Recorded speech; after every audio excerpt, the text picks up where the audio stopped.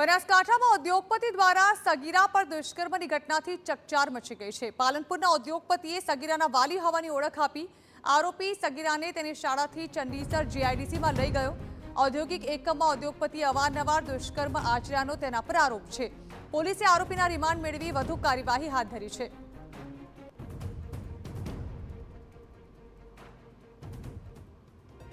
તપાસના અત્યારે હાલ એમાં અસર ન થાય એ બાબતે હું વધુ જાહેર નથી કરી રહ્યા, પરંતુ એમાં અમને બધા પુરાવા પણ મળ્યા છે અને એ બાબતે અમે પુરાવો કબજે પણ લીધા છે અને હજુ રિમાન્ડ દરમિયાન બીજા પણ અમે પુરાવા એકત્રિત કરવાનો પ્રયત્ન કરી રહ્યા છે।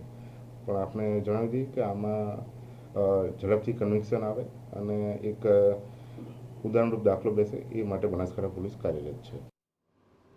બનાસકાંઠાના પાલનપુરમાં વાલીઓને શૈક્ષણિક સંસ્થાઓ માટે લાલબત્તી સમાન કિસ્સો સામે આવ્યો છે, જ્યાં એક ઉદ્યોગપતિ પર સગીરા પર દુષ્કર્મ આચરવાનો આરોપ લાગ્યો છે। આરોપી ઉદ્યોગપતિ અવારનવાર સગીરાની શાળાએ જઈને તેના વાલી હોવાની ઓળખ આપતો હતો અને છેવટે સગીરાને ચંડીસર જીઆઈડીસીના પોતાના ઔદ્યોગિક એકમમાં લઈ જતો। આ એકમમાં આરોપીએ સગીરા પર અવારનવાર દુષ્કર્મ આચર્યું। ઘટનાને પગલે શાળા તંત્ર પર પણ અનેક સવાલો ઉઠી રહ્યા છે, કારણ કે સગીરાના વાસ્તવિક વાલીને જાણ કર્યા વગર જ સગીરાને અન્ય વ્યક્તિને સોંપવામાં આવી। જોકે સમગ્ર ઘટના બાદ આરોપી રાજસ્થાન ફરાર થયો હતો, જે બાદ પોલીસે આરોપીના રિમાન્ડ મેળવી વધુ કાર્યવાહી હાથ ધરી છે।